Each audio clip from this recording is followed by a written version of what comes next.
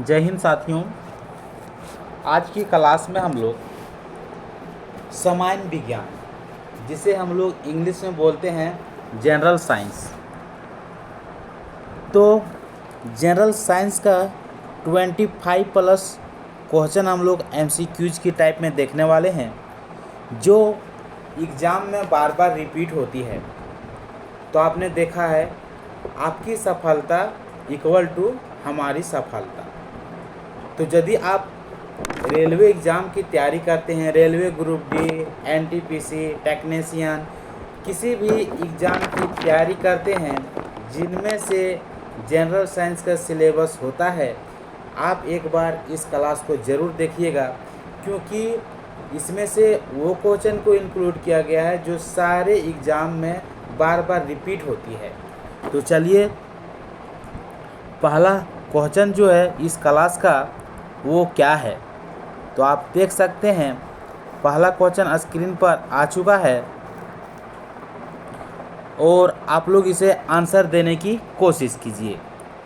तो सबसे पहले समझते हैं, ब्राउन रिंग प्रशिक्षण का प्रयोग जो होती है वह किसके लिए होती है।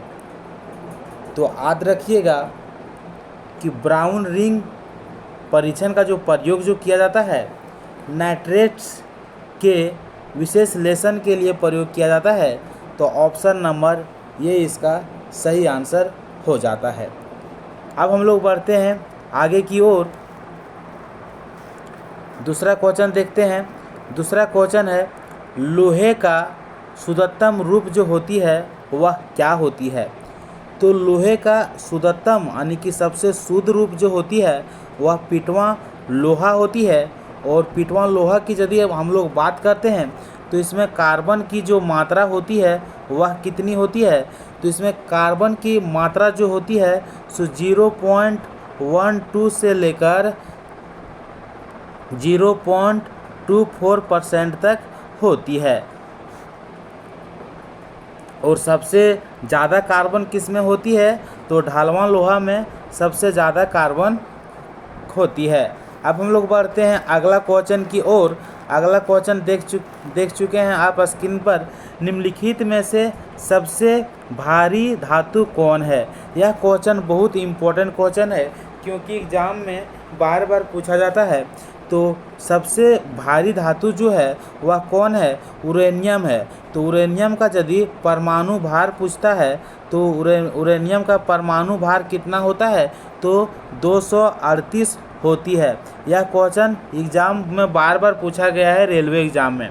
तो सबसे भारी धातु कौन है, यूरेनियम धातु है। परमाणु भार कितना है इसका, तो 238 है।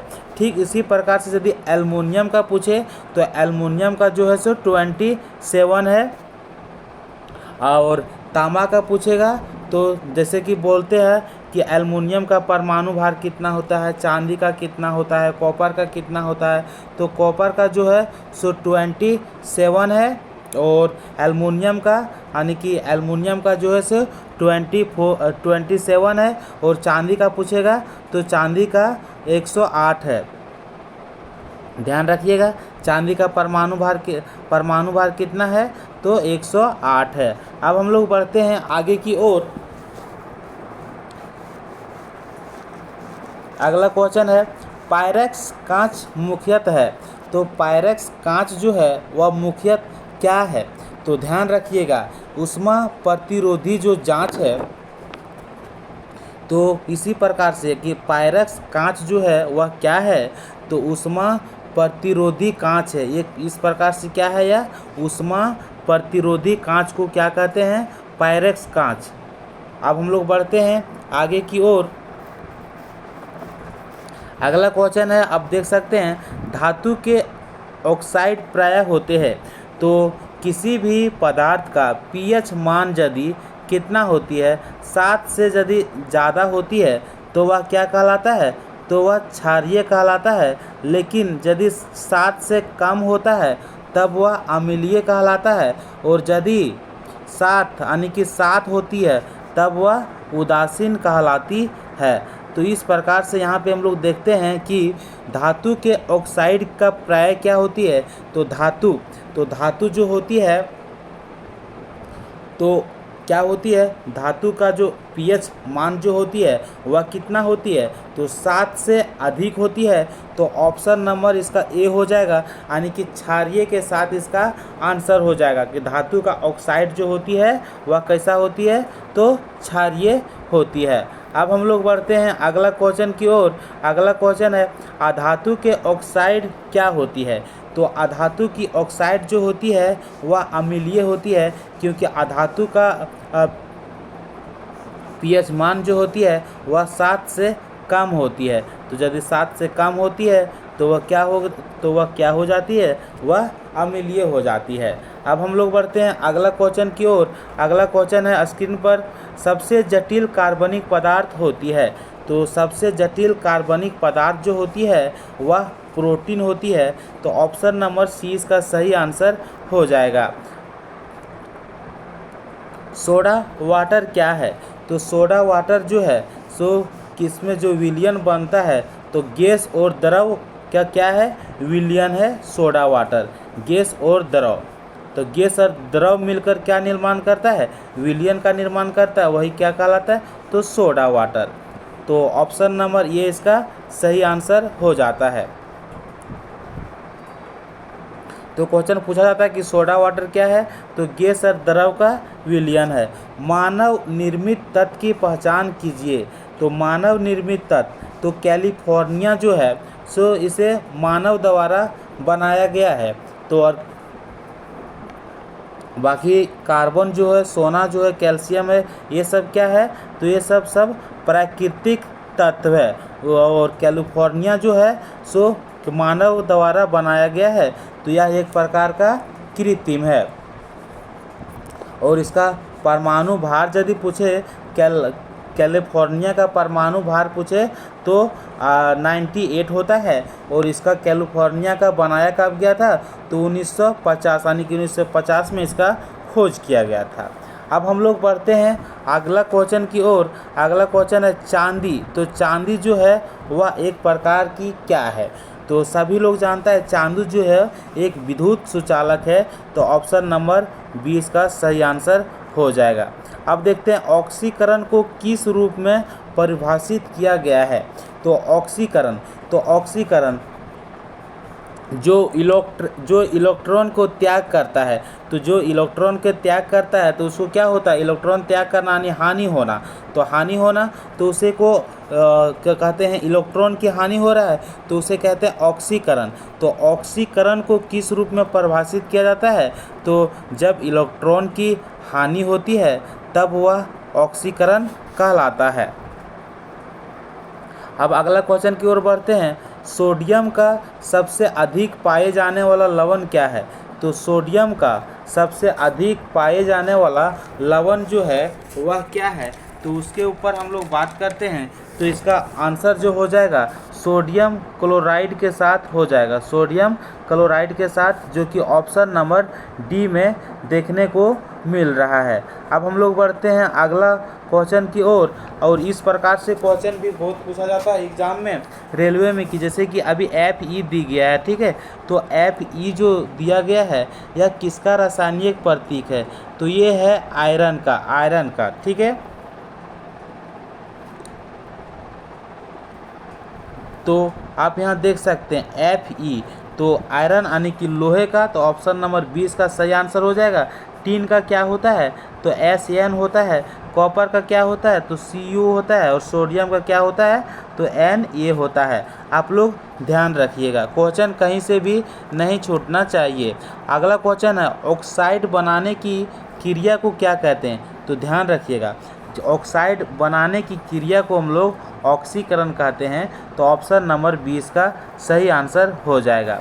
अगला क्वेश्चन देखते हैं। जब किसी पुष्प का पराग उसी पौधा के परागन प्रकार के वर्तिकाग्र को इंग्लिश में बोलते हैं स्टिग्मा में अंतरित कर दिया जाता है, तो उसे क्या कहा जाता है, तो उसे ऑटोगेमी कहा जाता है। क्वेश्चन पूछा जाता है कि जब किसी पुष्प का पराग उसी पौधे के परागन प्रकार के वर्तिकाग्र यानी स्टिग्मा में अंतरित कर दिया जाता है तो उसे क्या कहता है, तो ऑटोगेमी कहा जाता है, ध्यान रखिएगा। अगला क्वेश्चन है, ऊष्मा को विद्युत ऊर्जा में परिवर्तित करने के लिए प्रयोग किया जाता है।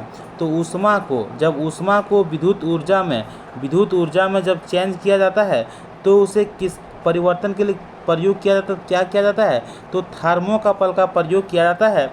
तो ऑप्शन नंबर डी इसका सही आंसर हो जाएगा। अगला क्वेश्चन देखते हैं, चिल्ली सीरा जिसे बोलते हैं, चिल्ली सीरा यानी कि चिल्ली सीरा जिसे बोलते हैं चाइल्ड सेल्टपीटर। तो चाइल्ड सेल्टपीटर जो हो गया वो किसका सामान्य नाम है।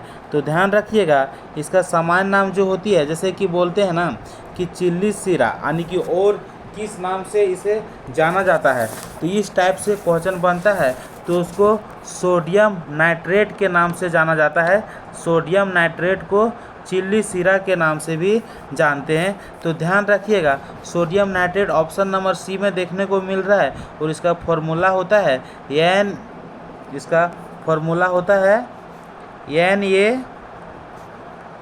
NaNO3, इसका ये फॉर्मूला होता है। अब हम लोग बढ़ते हैं अगला क्वेश्चन की ओर, पौधे के किस भाग से जूट की प्राप्ति होती है। तो पौधे के किस भाग से जूट की प्राप्ति होती है, तो तना से, यानी कि किससे प्राप्त होता है, तो तना से जूट प्राप्त होता है। तो ऑप्शन नंबर सी इसका सही आंसर हो जाएगा। अगला क्वेश्चन देखते हैं, पिपरी निम्नलिखित के लिए प्रसिद्ध है। पिपरी जो है किसके लिए प्रसिद्ध है, तो ध्यान रखिएगा कि पेनिसिलिन उद्योग के लिए कौन प्रसिद्ध है, पिपरी प्रसिद्ध है। पेनिसिलिन का खोज किसने किया था, तो अलेक्जेंडर फ्लेमिंग ने पेनिसिलिन का खोज किया था।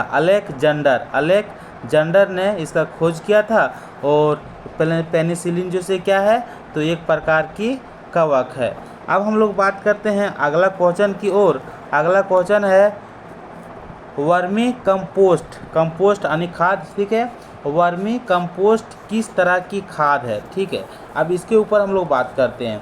तो यह जो है केंचुआ द्वारा उत्पादित जैविक खाद है। वर्मी कंपोस्ट जो है सो केंचुआ द्वारा उत्पादित जैविक खाद है। तो इस प्रकार से हम लोग देखते हैं अगला क्वेश्चन, कौन सा हार्मोन नहीं है।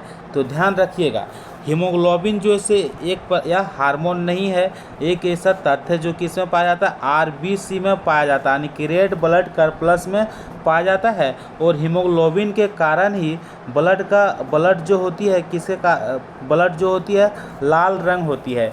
तो इसी के कारण ब्लड जो होती है वह लाल रंग होती है। इंसुलिन हार्मोन कहाँ से निकलती है, तो यह इंसुलिन हार्मोन जो निकलती है वह अग्नाशय से निकलती है। ध्यान रखिएगा, अग्नाशय से इंसुलिन हार्मोन निकलती है। और एड्रिनल हार्मोन कहाँ से निकलता है, तो एड्रिनल ग्रंथि से निकलता है। और थायरोक्सिन हार्मोन कहाँ से निकलता है, तो थायराइड ग्रंथि से निकलता है।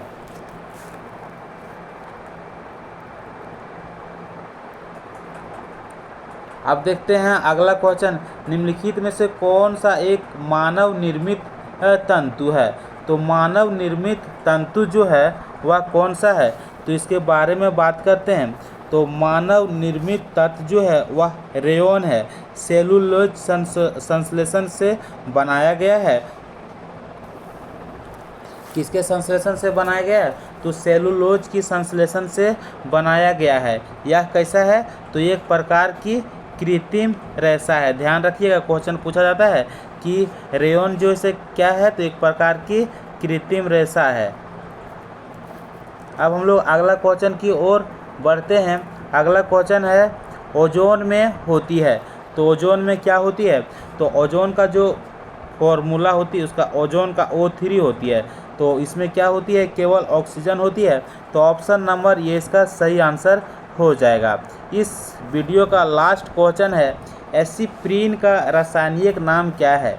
तो एसिटिल सैलिसिलिक एसिड जो है इसका रासायनिक नाम है।